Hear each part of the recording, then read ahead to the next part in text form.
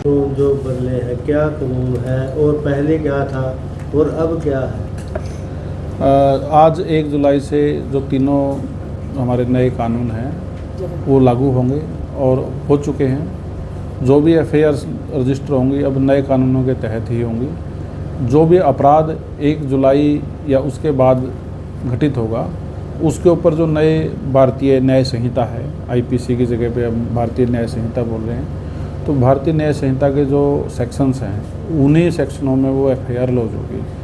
और जो अपराध 1 जुलाई से पहले 30 जून तक जो घटित हुए हैं, बेशक उनकी रिपोर्टिंग आने वाले समय में हो तो उनके ऊपर आईपीसी ही लागू होगी और उसी के तहत वो दर्ज होंगे। और जहाँ तक प्रक्रिया की बात है, इन्वेस्टिगेशन या इंक्वायरी की बात है, तो जो नए कानून में जो बीएनएस में भारतीय न्याय संहिता के अंदर जो एफआईआर लॉन्च होंगी उनके ऊपर जो है, जो सीआरपीसी की जगह पे भारतीय नागरिक सुरक्षा संहिता जो नया आया है वो लागू होगा, उसकी प्रक्रिया लागू होगी। और जो पहले जो 30 जून से पहले अपराध हो चुके हैं जिनकी रिपोर्टिंग आने वाले समय में होगी तो वो आईपीसी में दर्ज होंगे और उनके ऊपर पहले से जो सीआरपीसी है, सीआरपीसी की जो प्रक्रिया है वो लागू होगी। और जो पहले से मुकदमे हमारे चल रहे हैं आईपीसी के तहत जो दर्ज हुए हैं उनकी भी जो इन्वेस्टिगेशन और इंक्वायरी है वो सीआरपीसी के तहत ही जारी रहेगी। तो कोई स्पेशल ऐसा बदलाव नहीं है, लेकिन मेरिट के आधार पे पहले भी डिसाइड होते रहे और मेरिट के आधार पे अब भी डिसाइड होते रहेंगे। वो मैंडेटरी नहीं है। आरोपी के पूछताछ वो हमारे ऊपर डिपेंड करता है। हमें लगता है कि भी हमें करनी है तो कर सकते हैं, अदरवाइज़ नहीं।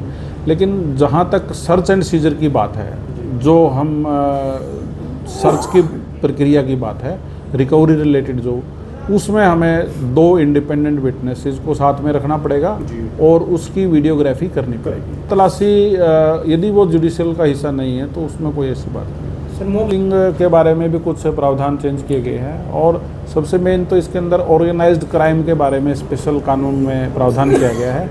और इसमें कुछ ऐसे अपराध हैं जो ऑर्गेनाइज्ड क्राइम की श्रेणी में रखे गए हैं जो पहले आईपीसी में परिभाषित नहीं थे। अब सर पहले 376 में सारे के सारे ABCD इस तरह से करके मतलब एक्सप्लेन किया गया था। अब उनको सेक्शंस को नंबरिंग दी गई है प्रॉपर। लेकिन उसमें उम्र का भी कुछ नहीं, एज का तो पहले भी थी बात, बढ़ाई ऐसा नहीं है, वो तो सेम ही है लगभग चीज़ें। जैसे नए 3 कानून आए हैं उसमें सबसे पहले तो पब्लिक को ये सहूलियत होगी कि उसमें ऑनलाइन आप एफआईआर लॉन्च करवा सकते हो और आप किसी भी थाने में किसी भी एरिया में अपनी एफआईआर लॉन्च करवा सकते हो। और जहाँ की उसकी जुडिक्शन बनती होगी 72 घंटे के अंदर अंदर उसी थाना को वो उस संबंधित थाना में भेजना जरूरी होगा।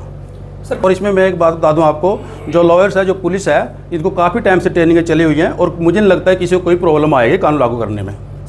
जो पुराने कानून हो गए 30 जून से पहले के 12 बजे के बाद, जो बाद की बात की आपने, तो उससे पहले के वो ट्रायल है जो ओल्ड केसेस में चलेगी, ओल्ड आईपीसी जो आईपीसी है उसमें चलते रहेंगे।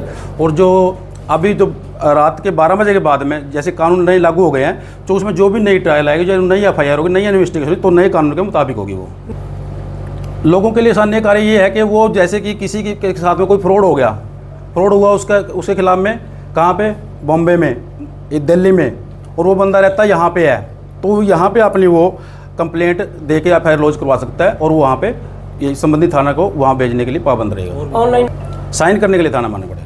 क्या अभी इसमें ऐसा है कि आप इसमें ऑनलाइन भी करवा सकते हैं एफआईआर लॉन्च, और सेकेंडली ये कि वो थाना में कंप्लेंट भी मूव कर सकता है अपनी। एक नाबालिग बच्चों के लिए कानून इसमें तो अभी तो ऐसा कुछ नहीं आया, इसमें तो वो अलग से कानून है। जैसे कुछ अमेंडमेंट किए गए हैं, कुछ उसमें पनिशमेंट का अनास किया गया है।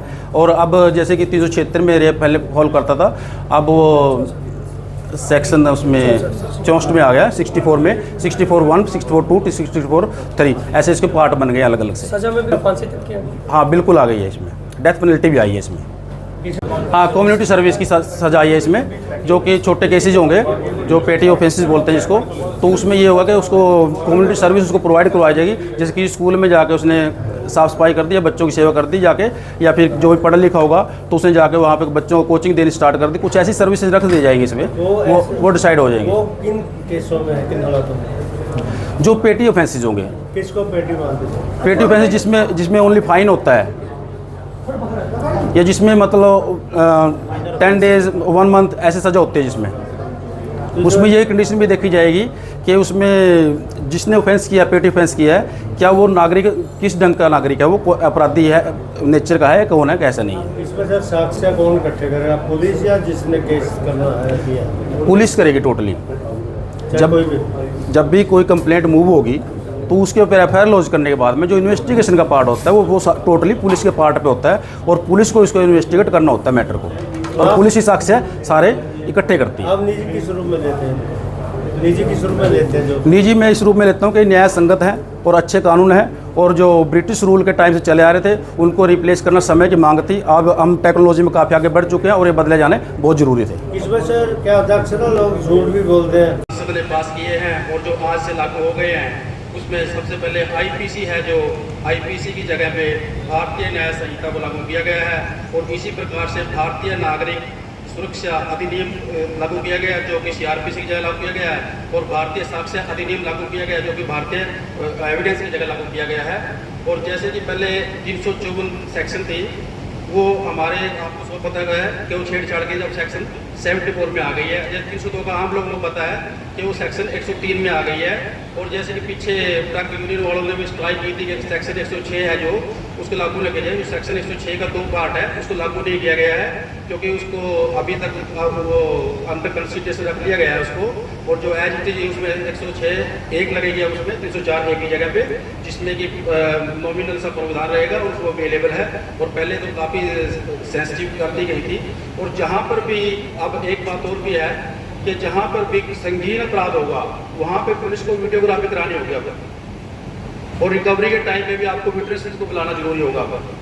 ये सभी ऐसी चीज़ें करते हुए इसको एक तरह से न्याय संगत बनाया गया है, और सभी को न्याय देने की इसमें कोशिश की गई है। और मैं आपको आश्वासन देता हूँ कि पुलिस को जब भी मेरी या मेरे ऑफिस की किसी भी लॉ ऑफिसर की तरफ से आपको हेल्प की जरूरत पड़ेगी तो आपके लिए हम तत्पर रहेंगे, हमेशा आपको हेल्प मिलेगी, और आपके साथ में डिस्कस करके उसका तोड़ हम निकालेंगे। और कानूनों को इंटरप्रेट करने में मैं और मेरा ऑफिस पूरी तरह से आपको सहयोग करेंगे। धन्यवाद। ये कोई पता लगे यहाँ अगर बम्बई करवा दिया, उसके लिए इन्वेस्टिगेशन है, जो हमारी इन्वेस्टिगेशन बड़ी अच्छी है हरियाणा की, और बड़े अच्छे तरीके से इन्वेस्टिगेट करते हैं। जो झूठ होगी तो वो पकड़ी जाएगी, कोई ऐसी बात नहीं है। पानी का पानी और दूध का दूध होगा, उसमें ऐसी बात नहीं। लेकिन सर कोर्ट नहीं मानते, फिर ट्रायल, फिर आगे से आगे कोर्ट एक अलग से अपना ट्रायल शुरू कर देती, पुलिस कह देगी एफआईआर कैंसिल है, री इन्वेस्टिगेशन इस तरीके का भी रहता है। देखिए, ये तो मैटर जो डिपेंड करता है, इन्वेस्टिगेशन पर डिपेंड करता है, कोर्ट के डिसीजन पर डिपेंड करता है। It depends in the future कि वो प्रोसीडिंग किस ढंग से चलेगी।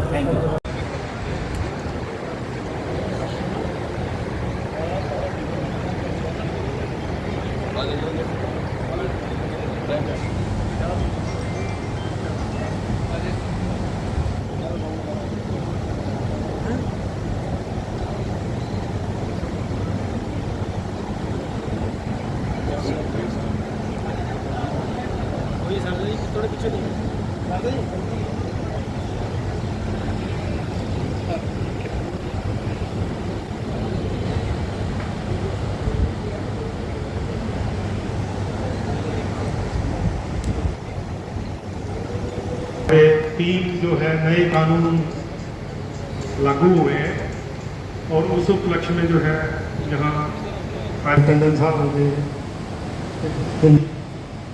सबका मैं स्वागत करता हूँ, आपका भी स्वागत है।